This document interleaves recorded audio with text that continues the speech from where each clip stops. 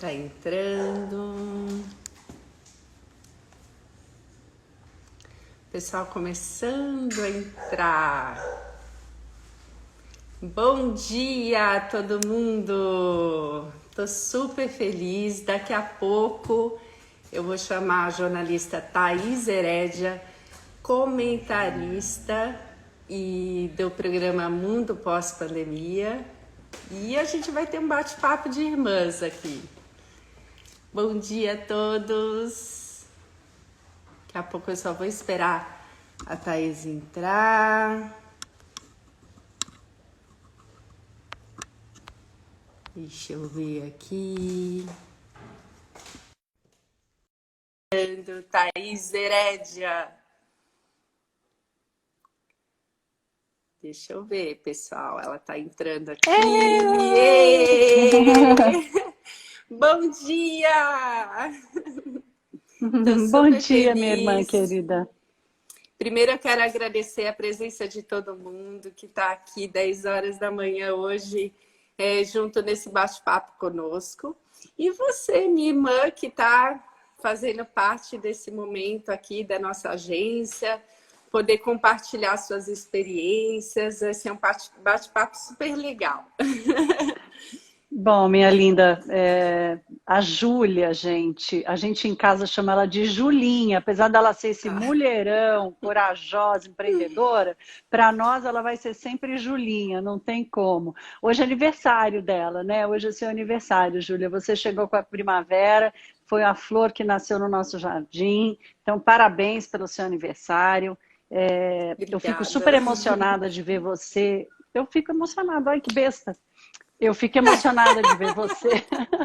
Acho que eu tô ficando velha. Eu fico emocionada de ver você, assim, sabe? Ter se transformado nessa mulher que você é, nessa empreendedora. Hoje nós vamos falar de marketing digital, que é um negócio que você começou a investiu a sua vida antes da pandemia chegar. Então, você, né, visionária, como sempre, em tudo que você investiu na sua vida. E agora a gente está falando aqui do teu sucesso, do teu investimento, da sua visão, da sua coragem, do teu empreendedorismo, do seu DNA, que é um DNA muito parecido com tantos outros heróis brasileiros, né, que metem a cara e a coragem na sua carreira, na sua vida profissional, não tem medo de mudar, não tem medo de investir nem de avançar. Então, a honra é minha, o privilégio é meu. E que bom, bom dia para todo mundo que chegou aqui para ficar com a gente. E vamos lá, Juju, hoje você manda. Hoje eu que vou ser entrevistadora. Está sendo muito legal ter participado do meu aniversário. Eu marquei essa data, que era uma data especial, e eu queria estar contigo nessa data especificamente. E essa questão do empreendedorismo, eu até estava conversando hoje sobre isso, sobre a questão atual desse momento pós-pandemia e para a gente do mercado digital, que eu iniciei com uma pós-graduação nessa área e foi no momento certo. Eu acho que a gente está vivenciando uma mudança muito radical e eu vou fazer uma pergunta abrangente, mas eu queria saber a tua visão sobre esse crescimento do mercado digital. Eu estou muito ansiosa para saber em relação a isso. Olha, Juju, bom, as pessoas, acho que quem não me conhece, eu sou jornalista, sou analista de economia, né? Participo do programa O Mundo Pós-Pandemia, que é um programa de entrevistas para a gente falar sobre os desafios do que vem por aí, mas há 20 anos que eu estou envolvida com estudo e análise e cobertura da economia brasileira, né? Como um todo. Essa transformação digital, ela já vinha acontecendo e ela vinha, inclusive, ela vinha se acelerando no Brasil de uma forma muito, muito interessante, porque não adianta você só imaginar que as empresas que vão vender online, elas vão conseguir um sucesso sozinha. Quer dizer, tem todo um arcabouço de negócios que precisam acontecer ao mesmo tempo. Você precisa ter uma boa estrutura de telecomunicações para o sinal funcionar e alcançar a maior quantidade de consumidores possíveis, porque afinal de contas a gente está falando da relação entre o varejo, especialmente, e os seus consumidores. Então você precisa ter uma boa estrutura de telecomunicações. Você precisa ter uma boa estrutura de distribuição, porque as pessoas estão comprando online e querem receber em casa o mais rápido possível, né? Com a maior qualidade possível, da entrega e tudo mais. Então, você precisa ter uma boa qualidade de logística e distribuição, que esse é um fator ainda que é bem desafiante para o Brasil. Você precisa ter um investimento em tecnologia para as plataformas de e-commerce, para as plataformas digitais, conseguirem acolher a maior quantidade de negócios, a maior quantidade de trânsito para que o negócio seja realizado, né? Você precisa ter um ambiente de educação, tanto para o empreendedor quanto para o consumidor, né? De como lidar com isso, de como conviver com isso. Então, todo esse movimento, ele já vinha acontecendo antes da pandemia. O que a pandemia fez foi dar um choque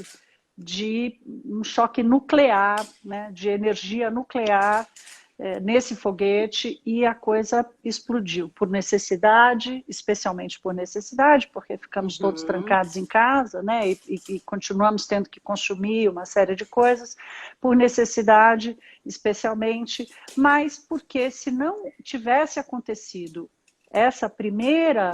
esse primeiro movimento estrutural para o mundo digital, nem a pandemia teria feito suportar tanto crescimento. Tem um último fator aqui que eu estava esquecendo de dizer, que é tão relevante quanto, que é o sistema de pagamentos.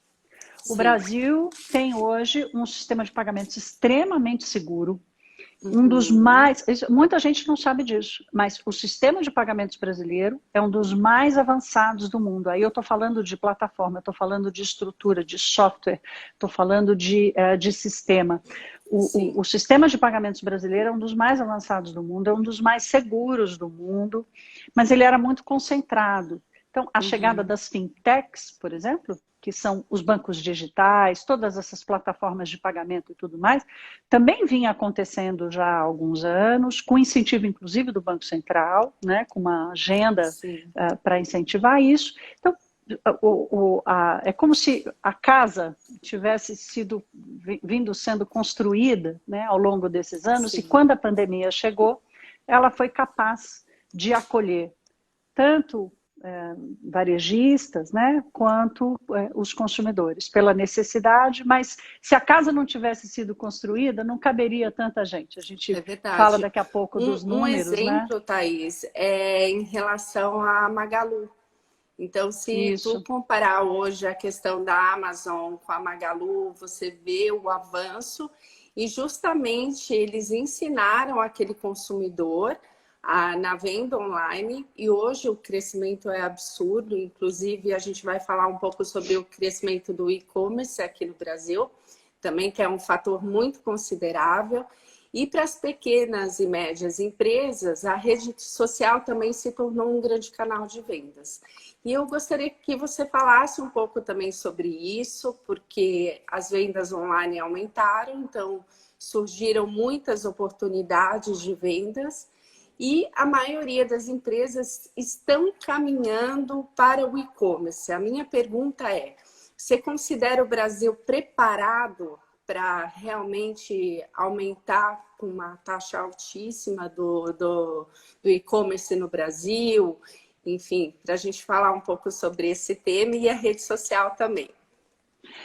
Eu considero o Brasil extremamente preparado.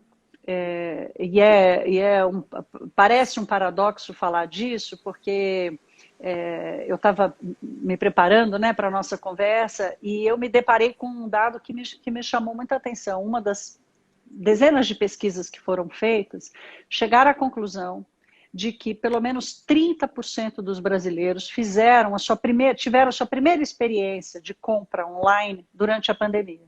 Ou seja, 30% dos consumidores brasileiros, que são 140 milhões de brasileiros, né, pelo menos 140, 150 milhões de brasileiros aptos a consumir, que fizeram a sua primeira experiência online. Um terço disso é muita gente que estava completamente fora desse mundo, né? Aí você se pergunta assim, então, para a gente analisar a capacidade disso crescer, a gente se pergunta assim, tá bom, mas e esse pessoal vai deixar de comprar online? Vai largar essa experiência de lado, né? Agora que fez esse primeiro contato, que deu certo, né? Mesmo com a greve dos Correios, enfim, outras plataformas de entrega e distribuição conseguiram crescer, inclusive, nesse mercado. Todas essas unidades de negócio cresceram, né? Então, eu vejo que o e-commerce, a Magalu, que você citou, é uma pioneira no Brasil, né? Ela fazia entrega, ela não tinha loja física. Ela foi ter loja física há poucos anos, quer dizer, uma visionária, né? A Luísa Trajano, nesse sentido. Então, a gente tem que se perguntar, eu sempre convido as pessoas a lerem o que está acontecendo na economia a partir do seu próprio comportamento, porque economia é uma ciência humana, né? É o resultado do comportamento coletivo das pessoas numa sociedade. Então, imagina você que já tinha alguma experiência digital, que aumentou muito, você vai voltar atrás? Você vai deixar de fazer compras? Eu, por exemplo, não fazia tanta compra do supermercado, agora passei a fazer muito mais. Eu gosto de ir ao supermercado escolher verdura, mas eu passei a fazer muito mais. Então, eu não vejo como, talvez a gente não tenha as taxas de crescimento tão absurdas, 40%, 50% quanto tivemos nesses últimos meses, em função da pandemia, em termos anuais, mas certamente nós vamos continuar num avanço importante, enquanto todas essas unidades que são importantes para manter a estrutura do negócio funcionando, conseguirem avançar, cada uma no seu tempo, mas ao mesmo tempo, esse mercado vai ter condições de crescer, né? O Brasil aprovou agora há pouco uma nova lei para as telecomunicações que abriu um espaço enorme para investimento. A gente está à beira de fazer o leilão do 5G, que vai ampliar muito a capacidade de trânsito na internet. Quer dizer, isso tudo, no mundo dos negócios, se chama, só tem uma palavrinha, oportunidade. Então, onde há oportunidade, onde há estrutura, há oportunidade. E onde há oportunidade, não tem como voltar atrás, né, Juju? Juju, já estou te chamando de Juju. Era Julinha, agora é Juju. Só eu, hein? Só eu, hein? Eu avisei que isso ia acontecer, eu sabia. A caçula sempre sai do prejuízo com isso. Não, então... agora já vou deixar avisado aqui. Vocês que são clientes da Júlia, é Júlia, hein? Nada de Juju, é senhora Júlia, mestre Júlia, que ela já está terminando sua pós-graduação. Então, mas assim, nessa questão do canal de vendas do WhatsApp, enfim, todos os canais que estão muito ativos atualmente, a realidade que a gente tem visto aqui na agência é um crescimento absurdo, porque as empresas elas estão migrando para o online, continuam com a loja física, porém o canal como o WhatsApp, ele tem sido um canal muito interessante para o crescimento das vendas nas empresas e também a rede social em si, ela está com uma concorrência grande, que as empresas estão percebendo a necessidade de ter a visibilidade da marca na rede social, porque o concorrente já está ativo e, enfim, até eu estava vendo uma entrevista do Karnal em relação a essa questão da rede social, a visão como todo social, porém, depois que eu acabei estudando sobre a mídia social, eu vi a oportunidade de negócio, na economia do país mesmo, e tenho visto que as empresas estão faturando, principalmente agora pós-pandemia, através desse canal que é a rede social, o WhatsApp, e todo esse relacionamento com o consumidor.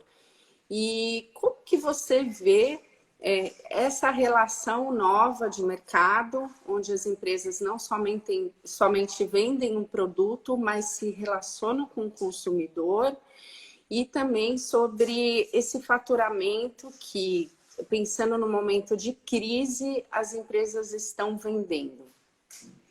Olha, Júlia, você sabe que eu estava te ouvindo aqui, eu tava me lembrando de um período da minha carreira que eu trabalhei no Grupo Carrefour. Você lembra disso, né? Há mais de Lembro, 10 lembro. anos, eu passei Uhum. 2 anos lá, fui cuidar da comunicação do Grupo Carrefour no Brasil. Foi um dos grandes aprendizados que eu tive na minha vida. Me considero privilegiada de ter tido a oportunidade de vivenciar o dia a dia do mundo corporativo, do setor privado no Brasil, Sim. especialmente no varejo, que é uma coisa de uma sensibilidade absurda por causa tanto do cuidado com o próprio produto em si, mas na relação direta com o consumidor, né? É o segmento da economia que tem esse casamento mais complexo, vamos dizer assim, entre a empresa e o consumidor.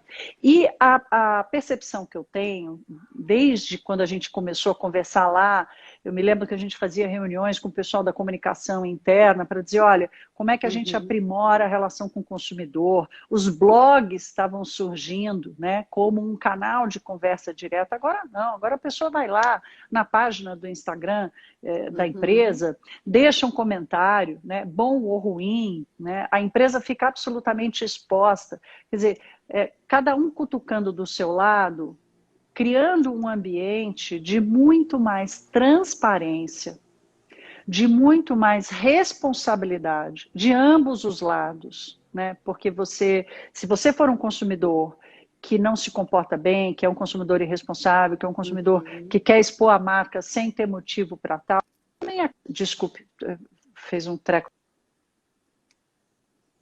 aqui. Você também acaba sendo penalizado. Então, Sim. e essa responsabilidade do lado das empresas também, né? Quer dizer, é uma exposição absolutamente de uma dimensão enorme, né? E que não tem como voltar atrás. As empresas abriram esse canal de relacionamento com o consumidor e não tem como voltar atrás. Eu acho que tem um ajuste que vai acontecer ao longo do tempo nessa relação, que é, por exemplo, não só de qualidade, mas também de quantidade, a quantidade de mensagens que as pessoas recebem. Quer dizer, aquele telemarketing que a gente reclamava, né, que as pessoas Exato. ligam e oferecem, não sei o quê, agora é o tempo Uhum. inteiro piscando no celular uma mensagem, mas não tem jeito, as empresas são obrigadas a fazer isso, elas estão num ambiente concorrencial completamente novo, né? Então, ao longo do tempo, eu vejo que ajustes vão ser feitos, as pessoas vão conseguir se encontrar melhor nesse ambiente, entender como transitar. As próprias empresas vão poder fazer escolhas de quem é o seu público, né? Para quem ela quer vender. Quer dizer, as coisas vão... Cada um vai encontrar o seu canalzinho, são todos paralelos, todos transitando na mesma estrada, vamos dizer o seguinte, vamos dizer assim, mas cada um na sua pista, quer dizer, cada um tentando encontrar a sua forma de caminhar, né, com interseções que são produtivas para a empresa, que trazem resultado para a empresa. Então, eu vejo que a pandemia fez essa explosão e cutucou comportamentos diferenciados dos dois lados, né, nessa Uhum. comunicação, essa transparência, por exemplo, quem vai no Twitter hoje, eu já fiz isso, eu tenho muito seguidor e tal, eu já consegui reverter uma situação de uma empresa americana, Uhum. de uma aerolinha americana. O meu filho estava numa, como é que fala isso? Numa excursão com a escola, nesse negócio de Do intercâmbio com a intercâmbio. escola, e era na época das Olimpíadas, 2016, julho de 2016, um monte de criança de 11 anos, e a companhia americana ia botando as crianças, ia cancelando o voo do grupo, cancelando o voo do grupo, e as crianças Uhum. foram ficando no aeroporto. Chegou uma hora, já não tinha mais comida, não tinha mais dinheiro, não tinha mais nada. E a companhia americana dizendo, olha, fica aí, fica aí. Até uma hora que eu fui para o Twitter e falei, escuta, companhia, dá para você respeitar esse grupo de crianças? Vocês estão expondo esse grupo de crianças. Mas não deu 2 minutos, meu telefone Sim. tocou, era vice-presidente da companhia, não sei o quê. 6 horas depois as crianças estavam num voo voltando para o Brasil. Então, isso é uma coisa que não existia. Sim, é um E, papel importante, né, da rede social nesse sentido. E só, desculpa te interromper, mas assim, antes a comunicação ela era bilateral. Hoje ela é isso, multilateral, porque é o consumidor com a marca e o consumidor com o com consumidor. todo, exato. E isso faz com que as empresas elas priorizem qualidade também. E, enfim, um vacilo como esse foi feito algo imediatamente. Mas pode Não, e continuar. assim, não, e assim, eu ainda briguei com eles. Eu falei, olha, vocês só me ligaram rapidamente porque eu tenho muito seguidor, porque eu sou jornalista, porque eu sou uma pessoa pública no Brasil. E se eu fosse a mãe de uma dessas crianças e que sabe, que não tem tamanho, né? Isso foi há Sim. 4 anos. Hoje isso mudou completamente. Quer dizer, o peso de um Uhum. consumidor é muito parecido, né? Claro que as pessoas, os influencers e tal, até por isso que eles viraram peça importante, inclusive desse negócio. Claro que eles ainda são importantes, mas ainda assim o peso da opinião do consumidor provocou essa transformação que eu acho que só traz Uhum. qualidade, sabe, Júlia? Eu acho que traz muita Sim. qualidade para a evolução do negócio, a evolução da mídia social como ferramenta de negócio, né? E aí eu não estou falando como ferramenta de Uhum. opinião, que é outro papo, mas como ferramenta de negócio, eu acho que as mídias sociais elas tendem a crescer e o mais interessante que eu acho, e eu convido todos nós a acompanhar isso de perto, é a qualidade dessa evolução. Quer dizer, como é que se dá Sim. a transformação da empresa no atendimento, na relação com o consumidor, a transformação do comportamento do consumidor e como que todo o arcabouço de negócios responde a isso para incentivar o desenvolvimento desse ambiente. Exato. Eu estava lendo uma reportagem sobre os países subdesenvolvidos, como eles são ativos no mobile. Então, a compra de celular, ela se tornou muito frequente nos países subdesenvolvidos, por eles não terem acesso a notebook, enfim. E aqui no Brasil, eu vejo que há um crescimento muito grande dessa venda no celular, porque hoje o brasileiro passa boa parte do tempo no celular, inclusive esse sucesso das redes sociais também para as empresas. Você acha que realmente é uma solução no momento pós-pandemia, essa venda também pela compra do celular e essa relação social que tu vê do consumidor no celular e relacionamento entre pessoas, você acha que está muito exagerado? Como tu tens essa visão também da economia? Olha aqui, gente, você sabe que a Julinha, ela não nasceu em Santa Catarina, viu? Ela tá falando tu tens aí, porque ela tá há muitos anos Eu em Santa estou há Catarina. 20 anos. E por isso que ela arrumou esse tutens dela aí, que eu acho uma graça. Mas vamos lá. Olha, Ju, eu tenho uma visão muito, vamos dizer assim, particular sobre a coisa do comportamento nas redes sociais, né? Por exemplo, tá super na moda um documentário no Netflix que eu preciso ver rapidamente, eu estou programando de assistir com os Sim, meninos, a gente faria isso no fim de semana, não fez? Que é o dilema das redes sociais, sim. uma preocupação, né, das crianças, e você que é minha irmã sabe que os meus filhos, o meu mais velho, que tem Uhum. 16 anos, só pôde entrar numa rede social há 1 ano, com 15 anos. O meu de 11 anos é proibido, não tem rede social. E eu virei a única mãe, a mãe mais chata e tal, mas eu não estou nem aí, porque eu acho Uhum. que as redes sociais, infelizmente, não são um ambiente para crianças. Porque nós Uhum. adultos, a gente não sabe se comportar. Se a gente adulto não sabe se comportar, imagina as crianças, né? Então, Verdade. ontem a gente trocando mensagens e tal, alguns amigos que já sabem, que me chamavam de carrasca, você é uma carrasca, não tem como evitar. Ah, tem como evitar, sim. Meus filhos não tiveram, não tenho, não admito e tal.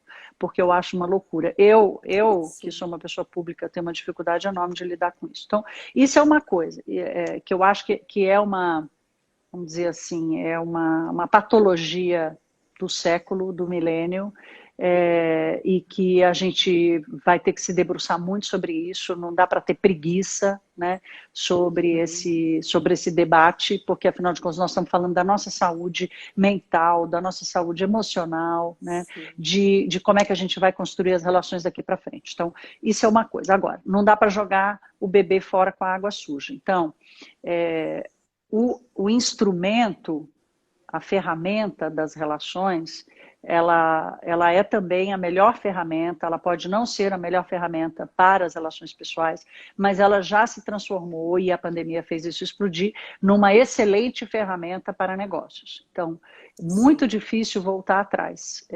Como você disse, nos países subdesenvolvidos, o celular é, inclusive, a única forma de registro da existência daquela pessoa. Na Índia, por exemplo, muitas pessoas não têm nem endereço, mas têm uma conta de celular. E é através da conta do celular que o governo faz tudo, né? Que aquela pessoa, inclusive, consegue ter acesso a crédito, porque ela tem uma conta de celular. Ela não consegue ter um endereço fixo, não tem um CEP, mas ela tem uma conta de celular. Então, ela consegue, com aquele registro, ela consegue ter acesso a crédito e ela consegue consumir. Porque o consumidor, ele existe para ter uma correlação com o varejo, com o comércio e por aí vai. Talvez, se a gente enfrentar com seriedade e responsabilidade o debate sobre o uso da ferramenta para o comportamento e para as relações pessoais, a gente consiga melhorar e aprimorar o uso da ferramenta como ferramenta de negócio, né? Para conseguir separar as coisas. Eu vou ficar mais tempo, não sei, por exemplo, as empresas que passaram a usar o WhatsApp para vender ficaram quase que escravas disso, porque as pessoas não têm mais hora para nada, né? Ontem à noite, por exemplo, eu achei um negócio no Instagram que eu gostei e vi lá que tinha o número do WhatsApp. Quando eu vi, era 11 horas da noite. Falei, eu não vou mandar uma mensagem 11 horas da noite para a loja para dizer, escuta, você tem aquele modelinho 38? Não vou fazer isso, né? E a questão é que as empresas respondem. Então, o canal virou aberto 24 horas. Eu vejo muitos clientes falando, olha, eu atendo a hora que for, sábado, domingo, feriado, final de semana. Por isso que até foi criado o WhatsApp Business, justamente para você colocar uma mensagem, enfim.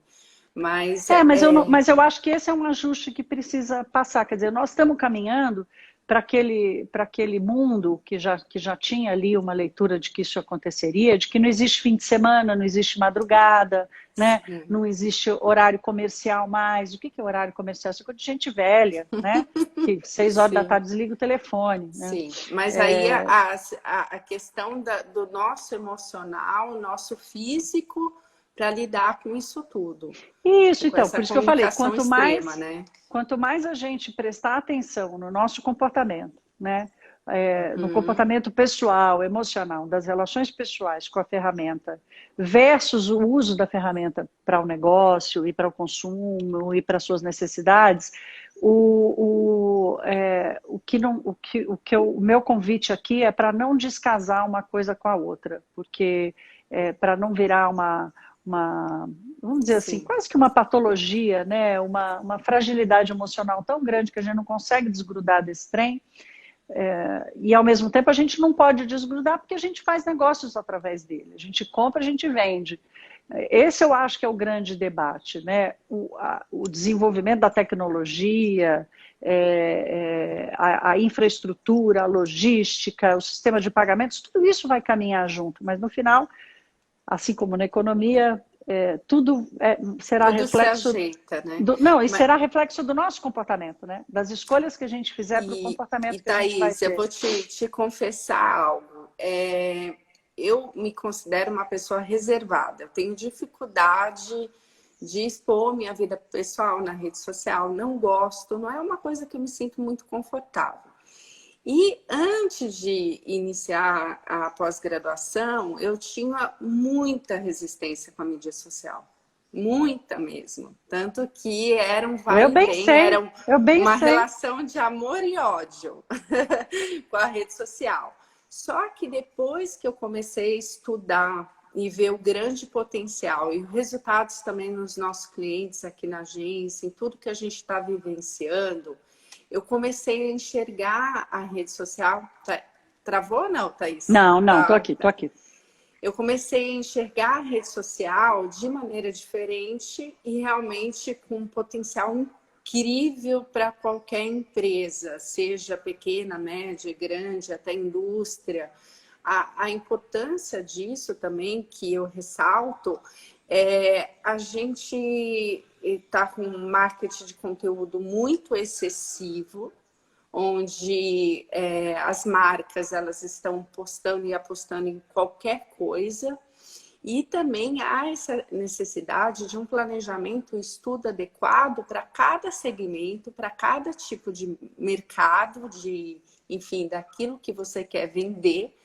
E a gente só tem que tomar cuidado para dividir essa relação pessoal da rede social com empresas, porque eu vejo marcas tendo o mesmo tipo de comportamento que uma influenciadora digital. Então, eu vejo que há uma necessidade de um cuidado em relação a isso.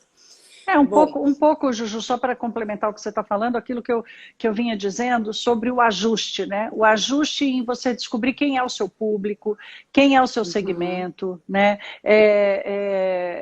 No que você vai investir, quer dizer, não adianta investir para todos, né? Você vende o que para quem? Como é que você vai fidelizar mais isso? Então, mas tem um aprendizado, tem uma curva de aprendizado aí, né? De você chega num mundo em que está todo mundo fazendo tudo, você é levado a fazer tudo. Ao longo do tempo, ainda mais passada toda essa euforia barra angústia, barra maluquice que a gente viveu durante a pandemia, a tendência, e assim eu espero, e eu percebo, não é a minha área, mas eu percebo que o seu esforço, por exemplo, inclusive o seu depoimento agora, é exatamente para levar as empresas a fazer escolhas mais inteligentes, mais serenas, né? Que sejam compatíveis com o seu negócio e que tragam, melhorem a produtividade do negócio. Não necessariamente a quantidade de posts que você faz tem a ver com a qualidade, né? Tem gente perguntando aqui se pode fazer perguntas, Ju. Então, eu vou deixar daqui a pouquinho essa opção para vocês perguntarem para a Thaís. Eu só queria fazer uma última pergunta importante sobre as plataformas como o Google, o Facebook, que hoje tem assim, uma influência muito grande. Eu sempre falo aqui que quando você vai consumir hoje um produto de uma empresa, qual é a primeira coisa que tu faz? É entrar no Google, digitar o que tu procura e também encontrar aquele produto específico. Em relação a esses investimentos hoje que estão sendo feitos na plataforma Facebook, Google, essa mídia paga, ela tem uma questão muito grande, movimenta muito a economia no sentido de movimentação mesmo. Como tem sido neste aspecto?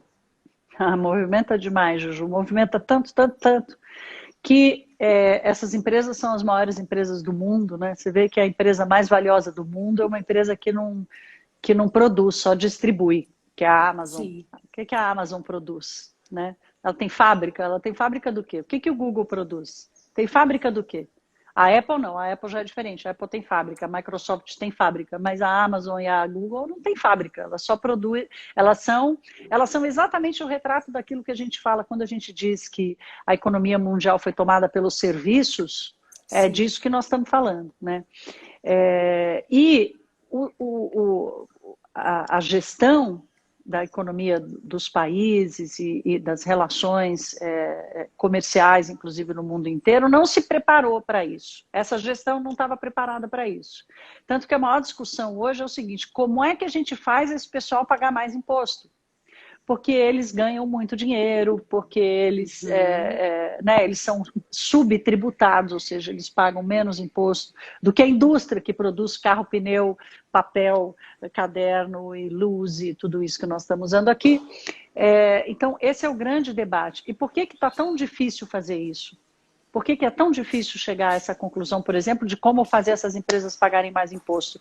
Porque tem que ter cuidado para não super tributar o consumidor, usar o consumidor para tributar a grande empresa, ou seja, não é uma fórmula fácil. Se fosse, né, bastava criar uma CPMF da vida e estava tudo resolvido, mas não é assim. A CPMF ela é nociva porque ela usa o consumidor para tributar quem está pagando pouco imposto. E isso não funciona, nunca funcionou e não vai funcionar em lugar nenhum do mundo. Mas a discussão é como fazer com que essas empresas que passaram a ter um papel extremamente relevante, elas geram emprego, elas geram negócios, elas criam oportunidades. Quer dizer, de novo, né, aquele ditado besta que fala que você não pode jogar o bebê fora com a água suja do banho, é por aí. Quer dizer, como é que você mantém o poder, vamos dizer assim, o poder transformacional, nem sei se existe essa palavra, mas o poder de transformação dessas empresas e de desenvolvimento, sem deixar que o poder financeiro delas fique muito maior do que isso, né? Então, outro dia eu estava falando na televisão, quando disse que aquele rapaz, o Jeff Bezos, tem não sei quantos centenas de, quase 200 bilhões de dólares. Eu acho um absurdo, assim, eu sou totalmente, você me conhece, eu sou liberal, eu sou capitalista, sou a favor das reformas, está tudo certo.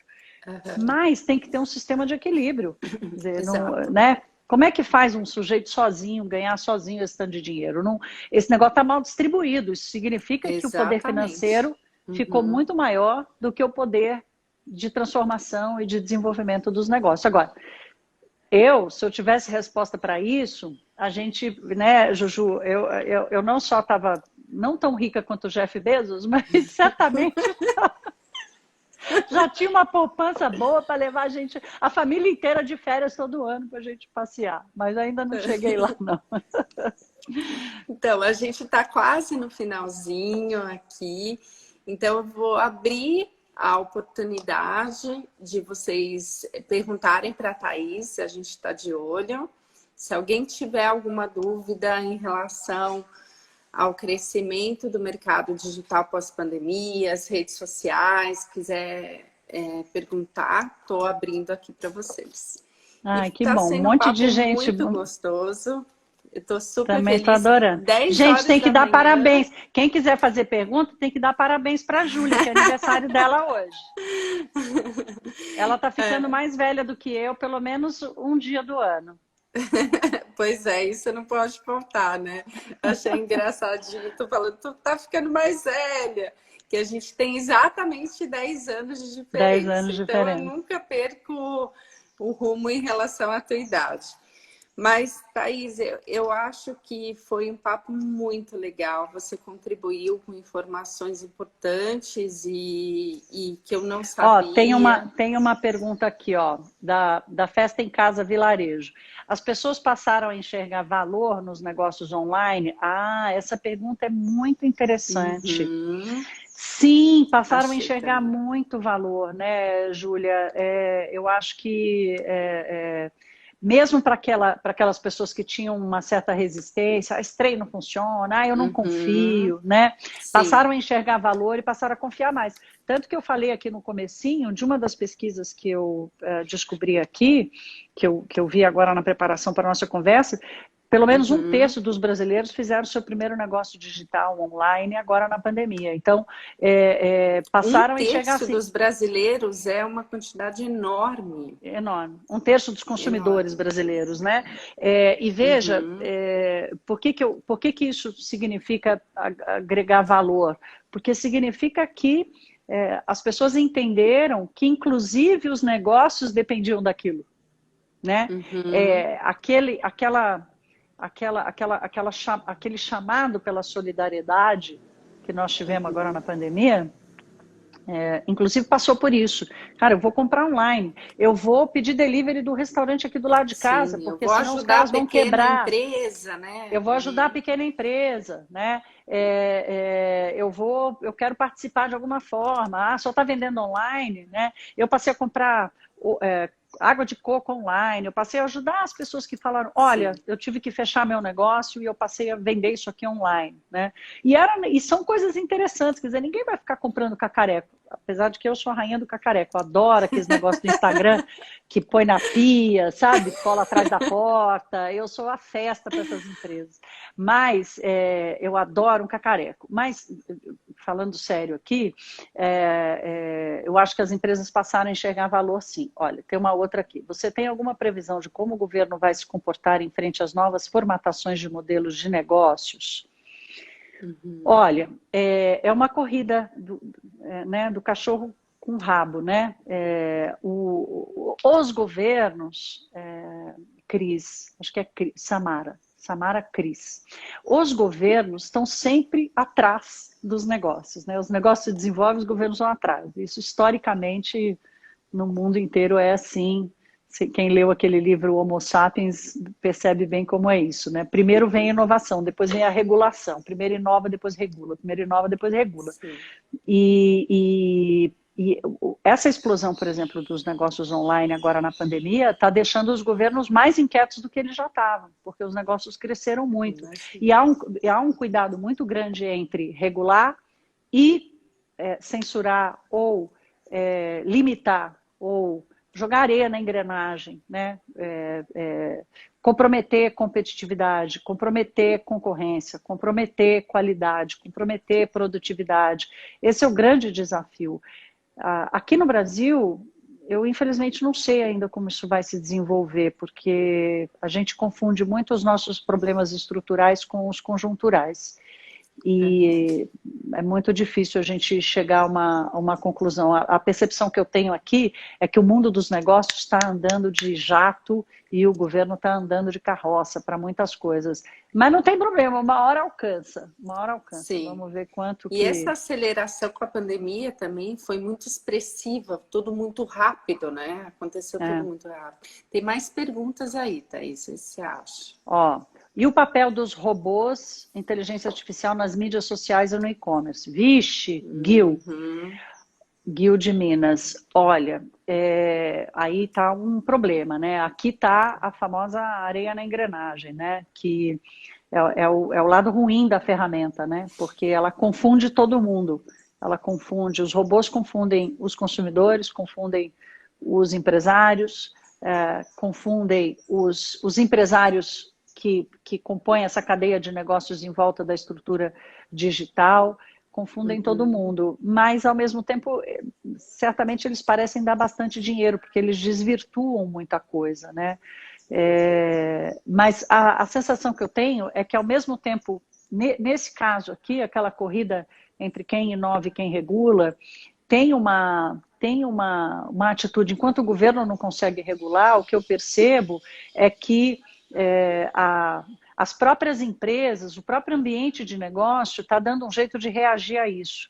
Então tem mais ferramentas contra o spam, mais ferramentas para fazer essa limpeza do que é o robô, do que é o consumidor. E a rede social pega pesado em relação a isso. Exatamente, eu acho que tem... Que o Facebook, Instagram e Google, eles querem fazer uma entrega boa para o usuário.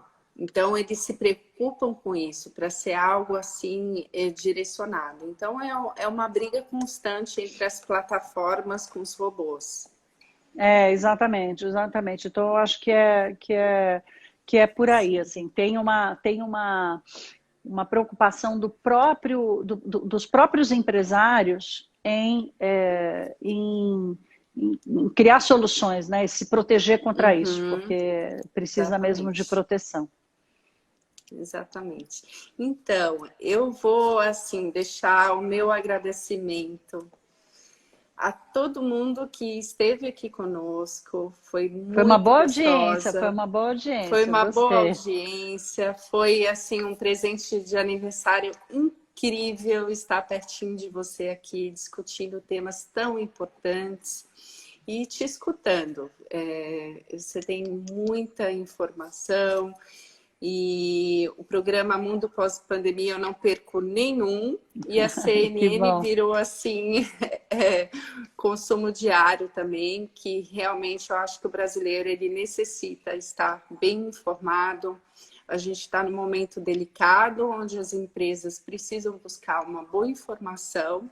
E nada melhor do que a gente saber mais sobre economia, aprender contigo também, né, Thaís? Então, eu quero agradecer muito, muito, muito, muito. Um beijo para todos. A gente vai finalizar a live, que a Thaís tem uma agenda corrida hoje ainda.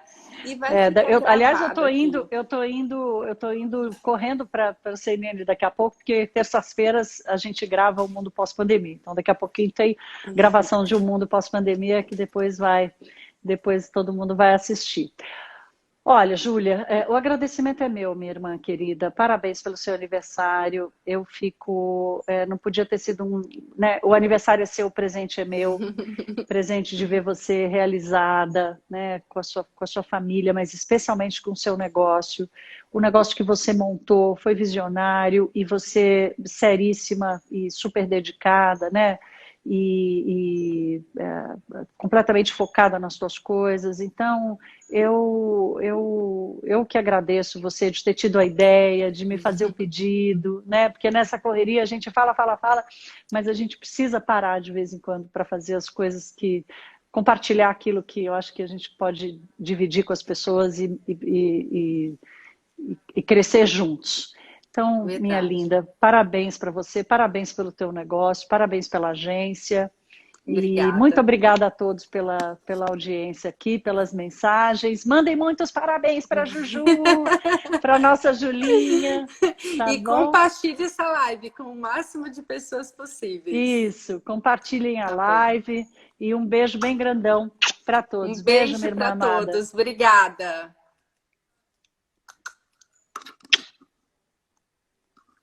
Não. Encerra agora. Tá, isso.